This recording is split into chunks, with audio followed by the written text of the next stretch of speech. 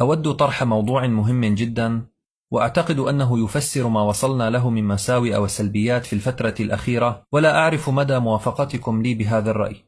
مؤكد أنكم تستغربون مثلي في الآونة الأخيرة كثرة الحوادث والقتل والمرض والحرق والطلاق والخلافات والنزاعات بين الناس، وارتفاع حصيلتها بشكل غير معقول. ولا أنكر أنني تخوفت جدا لمدى الكم المتسارع، وأخذ مني الكثير من التفكير والتحليل، حيث توصلت إلى أن مواقع التواصل الاجتماعي هي من أقوى الأسباب. لن أتطرق لأمور التواصل الغير الشرعي بين الجنسين، بل سأسلط الضوء على موضوع يوازيه بالخطورة، وهو تعري البيوت.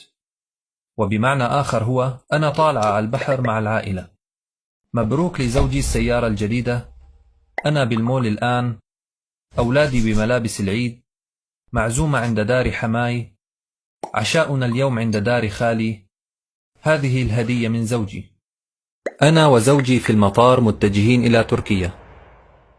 كل هذه المنشورات نراها يوميا، حيث لا نعلم أننا نعري بيوتنا بهذه الطريقة ونكشفها، ولا نلتفت إلى أن هناك عيون حاسدة وحاقدة ومتربصة. كل تلك الأمور تفتح أبوابا أقلها الحسرة لمن قرأ، مرورا بالحسد وأشدها الموت. يقول الله تعالى: قال يا بني لا تقصص رؤياك على إخوتك فيكيدوا لك كيدا.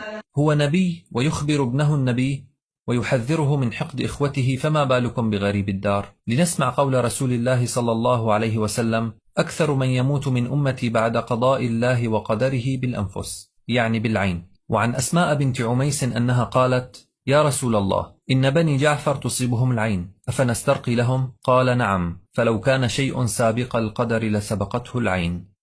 حافظوا على بيوتكم وأبنائكم من العين والحسد، فأنتم والله تقتلونهم. ارحموا حياتكم الزوجية واستتروا بها. سيخرج شخص الآن ويعلق بأن الله يحب أن يرى أثر نعمه على عباده. سأجيبه بأنه جل وعلا يحب أن يراها بالعطاء، لا بالتباهي أمام الجميع. فليس هناك أسمى من حياة زوجية وأسرية مغلفة بالسرية، مقدسة بتفاصيلها الدقيقة الخاصة، فروعتها بأنها كتاب مغلق لا يقرأها ولا يعيشها إلا أصحابها فقط.